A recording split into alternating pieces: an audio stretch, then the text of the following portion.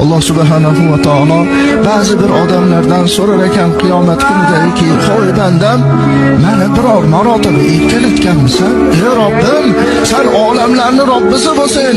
Mulukut dunyo va axiro, dunyo va oxiratning egasi bo'lsin. Qanday seni erkalatiladi?"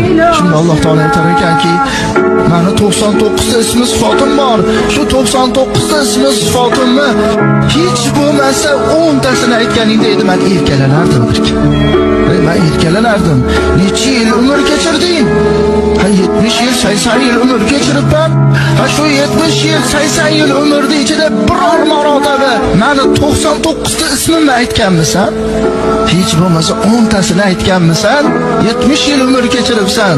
Agar sen menga hech bo'lmasa 99 ta ismi sifatimdan 10 tasini bo'lsa ham aytib, "Ey Robbim, ber" deganingda, men erkalanib farishtalarga aytardim, "O bandamni qaragin, bir maqsadi bor ekan, mendan bir so'rashligi bor ekanki, ismlarimni aytib turibdi, guvoh bo'linglar, nima so'rasa beraman" deb Alloh taolo turib olar.